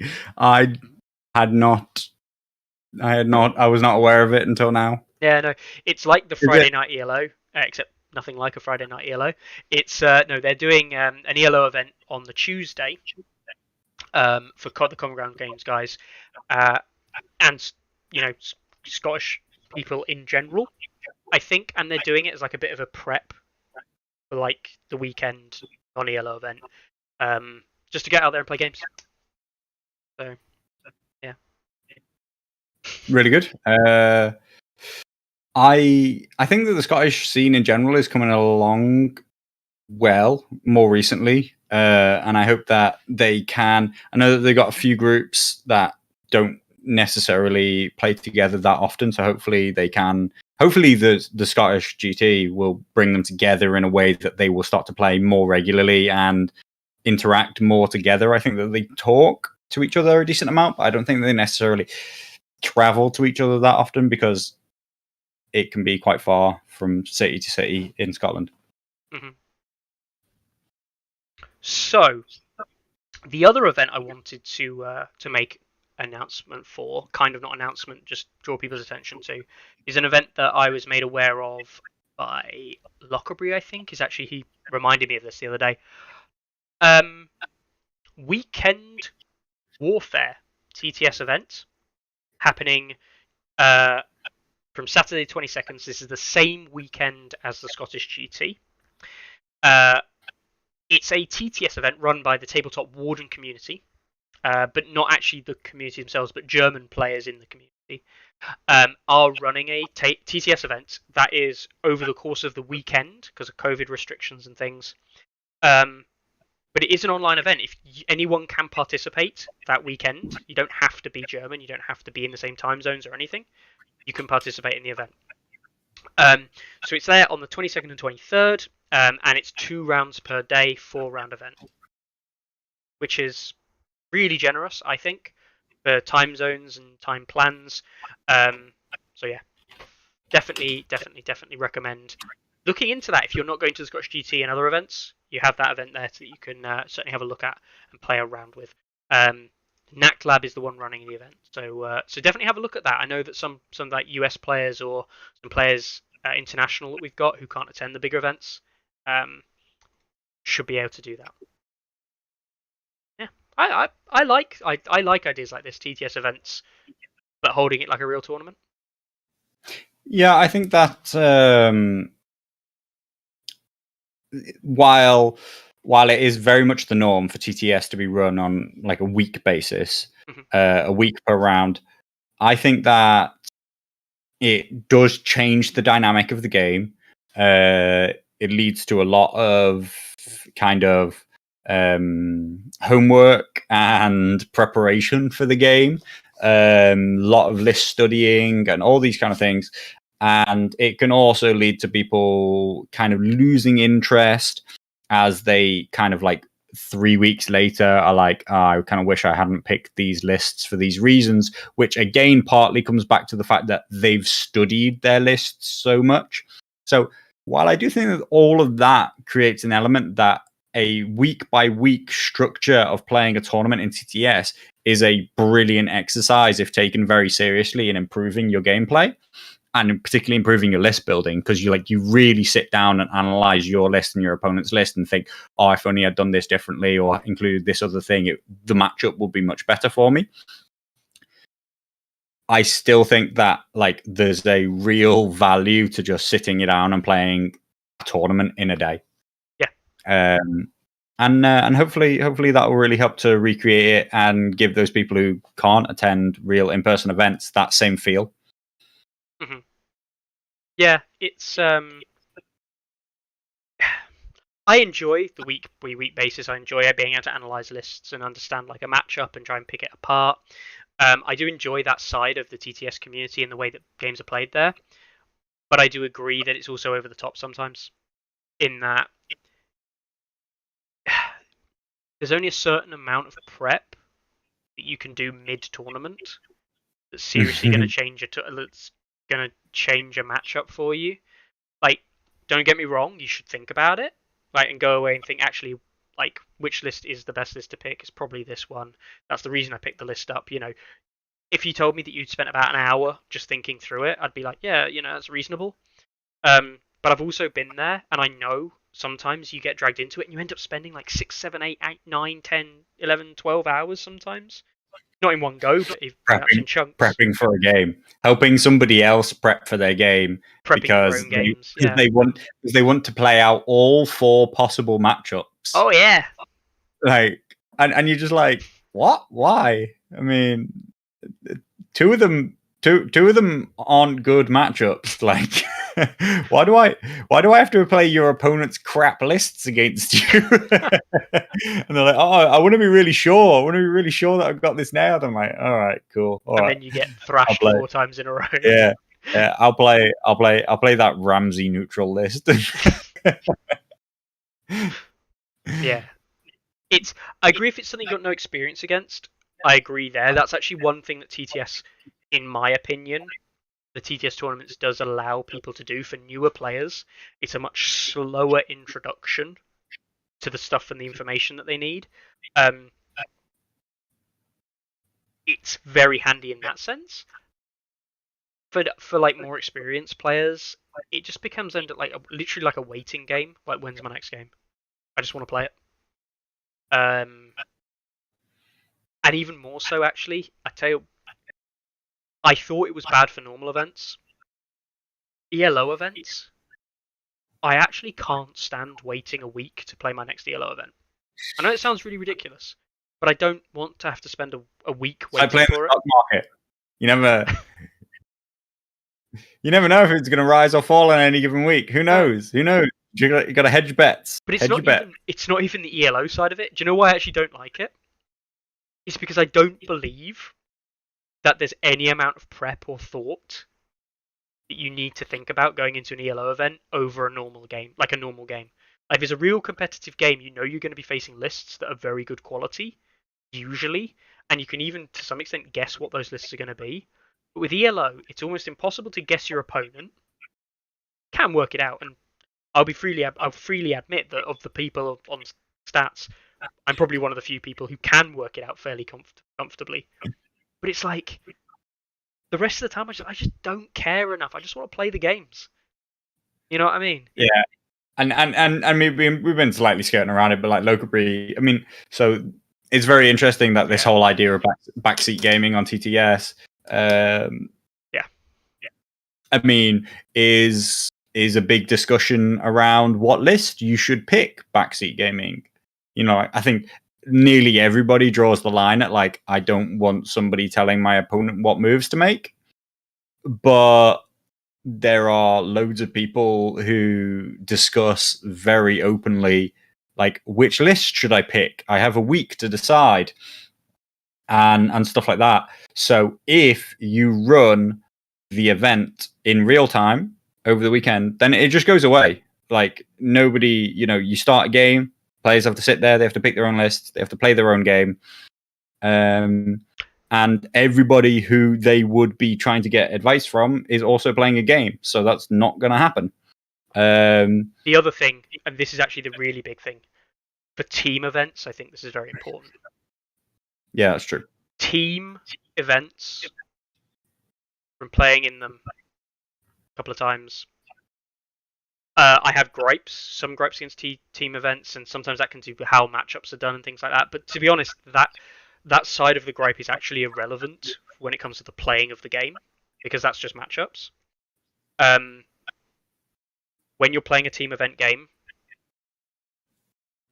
like, you don't want the teammates to be involved in the game. I'm going to straight up say that. And obviously people do. Like, obviously. Yeah. And I don't mind, like, matchups being discussed. Reasonable. Absolutely fine. And I do think as a team you should agree what kind of matchups do we want. But I will say that the league structures that we've seen in the past, where you decide all your opponents for your entire, like, weeks and weeks and weeks long, and you decide all of that in a very narrow period at the start, and then you constantly play your games and you're just waiting for, like, good or bad matchups throughout. Like, I personally don't like that. I'd much rather it was decided on a week by week basis with your opponents running, and I know that has difficulty on TTS, but setting it all up in stone beforehand, then having to play out, just means you just end up, and has happened in the past, and some people really suffered from this. They built lists into matchups they thought were good, got matched up against that faction like the whole tournament, and then realised their lists weren't actually good against that faction, and just say, I've played 5 factions, I've played the same list 5 times into my opponent's lists, which have basically been the same, and I've lost all 5 games. That was fun. Well, I would argue that wasn't that's me. your own. Yeah. That's your own fault for thinking you had a good matchup, picking that Yeah. matchup 5 times over. But anyway, But I agree it's your own fault. But I will also say the ability to not change it once you cut your plan hits the enemy and then you can't change it is horrible. Yeah. Whereas if you do it like round by round, the ability to go, right, we'll run this matchup for this section, we'll play it out. Then you can come back to the team. Actually, way more important for less experienced players. Come back to the team and go, oh, my list didn't really work. Do you want to have a crack at those lists next time and see if you can crack the opponent's Night's Watch, say, with your Brathians rather than running my neutrals, for example? Well, neither of those are winning against Night's Watch, No, so we're not worried about it. I know, right? But my point still stands. Yeah. But yeah, I agree that to me the biggest problem, while you could talk about people spending time and getting advice around list selection, nobody seems to have a problem with it in terms of like actual list building. Everybody seems to think that getting list building is fine. It's more in the maybe region once we start talking about which list you should pick for a game, once you know each other's matchups. And then the real step forward, which I think most people aren't really happy about, is when people are making decisions by committee during the game. And to me, I actually don't really care about the fact that you've made the decision by committee in terms of like what decision you come to. Although it does give a distinct advantage if one person plays the game and another person just sits there and says, oh, don't forget about this trigger or don't forget about this rule. That is actually just, a distinct advantage. And as I've talked about with some people in the past, like remembering your triggers and remembering your rules is one of the few things that can actually distinguish good players from not as good players, because there isn't loads of opportunities to be the better player in a game. To me, the big problem is when that decision by committee starts making every turn take a million hours. And then it's just like, well, now we're just like that's the real problem. That is what brought a bit of bad taste to some of the TSL games in the past. Mm-hmm. I mean, we haven't discussed it really. I don't know if there's appetite for another team event like that being run. I find it difficult to gauge team event. I think people want team events, but I think if people want team events, they want it to be done in a very team friendly and player team friendly. Events. I don't care for them. I don't care for them myself, because I'm a one man army. I don't. If I want to discuss tactics with people, then I'll just go and discuss tactics with people. I don't hugely enjoy the team aspect of us all getting together, deciding our lists together, deciding our matchups together. I love to play a team event in person, because that just is going to tournaments for me anyway, which is like I try and travel with people, go with people, hang out with people. And to do that with my local club would be really enjoyable. But on TTS, it's just like, to me, that playing in a team is just like playing. Like, they're the same thing. I don't want advice from anybody else when I play. I definitely don't want my opponent playing super slow because they're getting and it's because I got no friends. What I mean? Like, it's because I've got no friends, and the ones that I do have are all shit at the game. So so why would I want to be on a team with them? No, I think that I don't have a huge appetite for team events, but I found that other people do, and I don't quite understand it. So when you say that there isn't appetite for that event, I say I think there is. I was going to add an amendment. I was going to add an amendment to that. I don't think there's appetite for online team events in the way that we've seen them in the past. I think there probably is a space opening for team events, and I do think team events could probably run. But I think what people want is they want a team event where they have more control over what happens within the event. And what I mean by that is something simple like having skill-based matchups or having that taken into account with the way that the league structure works or whatever it might be is something that people will look for rather than just here's a list of opponents, you sort it out. I do think team events are popular. I do think people will want to play team events, and there is certainly appetite there for just straight up teams participating together. But it has to be a situation where the team actually participates within the structure of the game and the whole league, rather than them just turning up to play some games every now and then. And that's down to the players themselves and the teams themselves. We'll see. I also think you couldn't just run a team event in the traditional sense at the moment that wasn't ELO. Traditional sense? As in like a Do you mean normal like flat out. You couldn't run a TTS open, unbalanced, unrestricted in any way, ELO or maybe. I just think that people will pick Night's Watch Targaryens and some other stuff. I can't wait for a Song of Ice and Fire version of ETC in real life, and I can bring my Canadian buddies over to Europe and show you what the colonies can do. Lose games, Ariakas. That's right, isn't it? Yeah, cool. Well, he's thrown down the gauntlet. He's thrown down the gauntlet. I'll just have to give me a second. You fill the space in while I. We all know that it's all big chat, and Mickey wouldn't make it to said hypothetical tournament anyway. He'd pull out. He 2 months beforehand, he'd be like, "Oh, I'll be there," and then like 2 weeks earlier, he'd be like 2 weeks beforehand, he'd be like, "Oh, I couldn't make it, guys." He says having pulled out of LVO with 2 weeks ago, but like still. Yeah, Fox versus Fox final destination, no items. Marwyn knows. Yeah. Mm-hmm. I mean, or actually, to be fair, I could play Jigglypuff. Mate, Kirby all the way.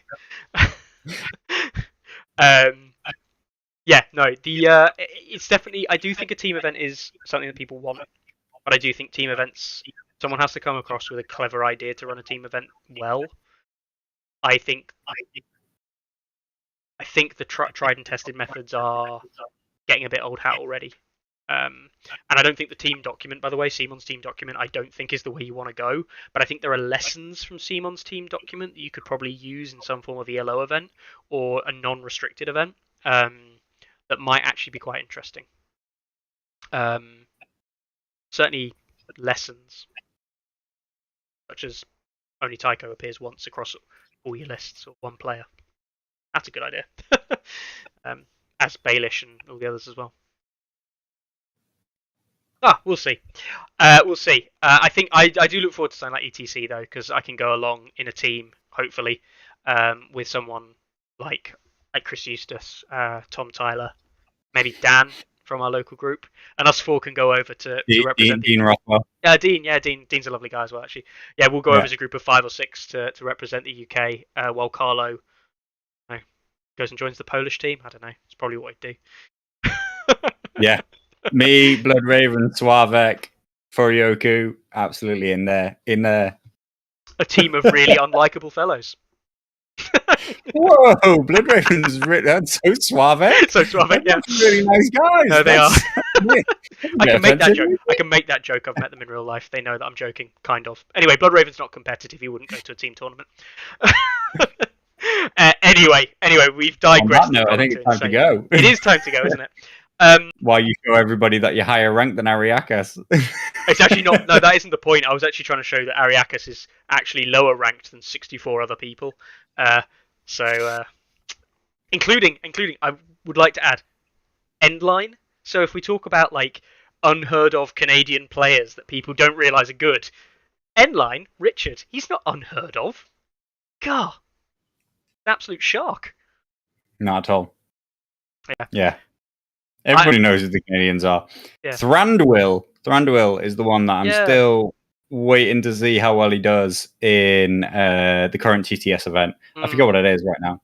Yeah, should we have a quick look at that before we go? Actually, just see how that's going. Go on. Just call it the last thing. Just Thranduil and his Night's Watch in amongst a ton of MOD, if I remember rightly, in the Great Canadian Open. Just because the Great Canadian Open, and actually, proper serious talk now. Shout out to Ariakas, who's been doing streams.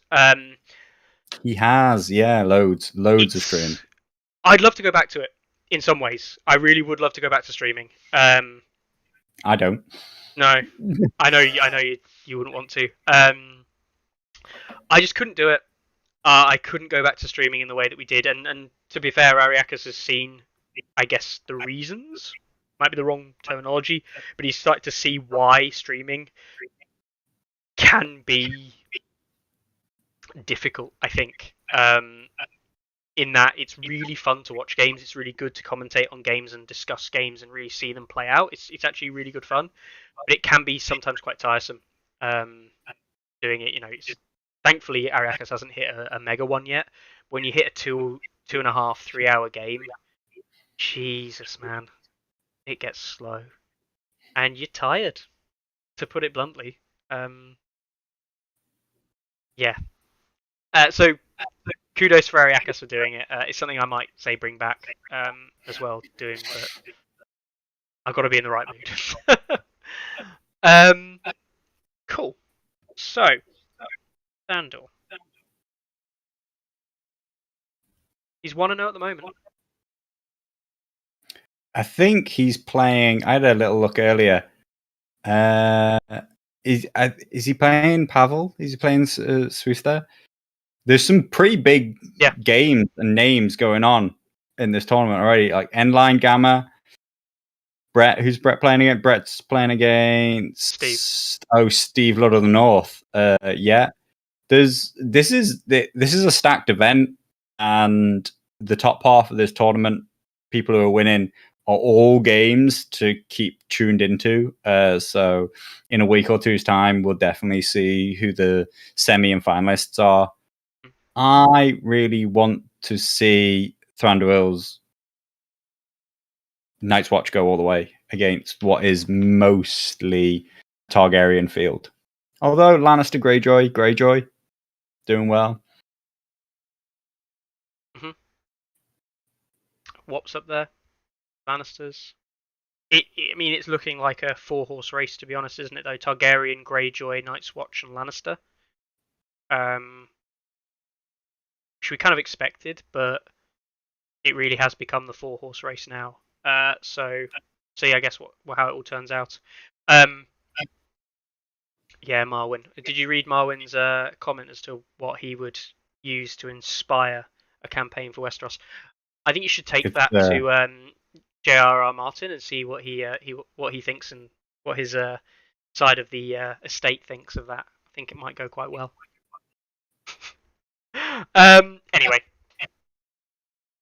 good luck to anyone playing their games in the Canadian Open, and of course anyone attending any one of the many events happening this weekend, Russia and Poland. We will be back again next Monday, and we'll be discussing obviously lists for hopefully LVO, but definitely always winter. I call it, I think, Scottish GT, and then what's the actual name? God. We'll be talking about those, of course, as well. And we will see you all at this time next Monday, when hopefully I don't screw up the links. Any questions or anything, you know where we are. All the best. But before we go, Carlo, before we say goodbye. Oh. Cool mini or not? Cool mini or not? 0 out of 10. There's more. Oh, loads. Whose are these? No comment. No comment. I mean, Fens. That's cool. 0 out of 10. Are these actually yours? You play against these that often. Come on, I don't paint this well. I was going to say. No, sorry, I don't paint this much. You also don't paint this well. Here's some more. Trappers, Bone Boys, Raiders at the back, lots of Raiders at the back, Giant on the left. There's more picture giants, don't worry. Lots of redheads. Love it. Yeah, no, right. Yeah. There's the full giants and bears. I actually quite like his bears. Bears are good. Oh, they're bears. Yeah. I didn't recognize them at first. I was like, that's a weird looking giant. They don't see the models don't see the table anymore. That's why I don't see bears anymore. Yeah, it's unfortunate that they don't. Yeah. Some more generic photos of them. So you're giving this a solid 0 out of 10. That's a really solid 0.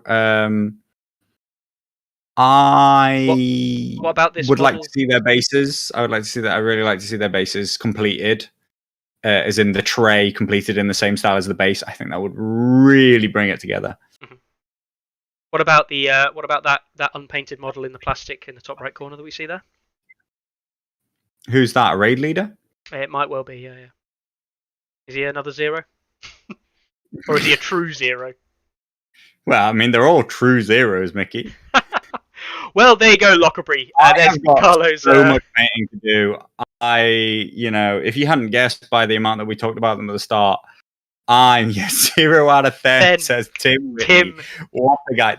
That's why Tim Whitney is the best painter in the UK, because he can pull out puns like that. Yeah. In case you hadn't guessed, I am playing Targaryens. Always winter. I only started painting my army 1 week ago. So No. You started more than 1 week ago. You started before Christmas. You then just had a massive hiatus. I think you're fine. I sprayed everything before Christmas. There was a Blood Rider who had paint on him. Your Blood Riders were painted before Christmas. The skin had been done. Because I remember because one of them was broken.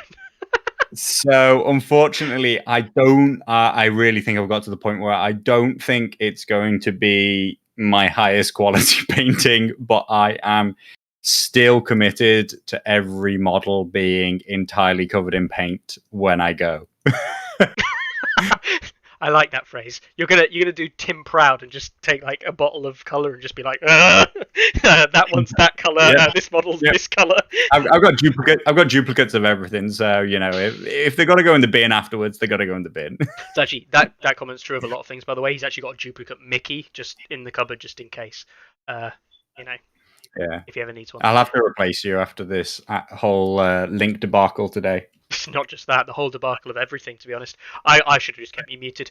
Anyway, we'll leave it there for this week, guys. And a proper goodbye this time. Have a good week and all the best. See you later, guys. Ready, aim, release! Anyone see my mammoth?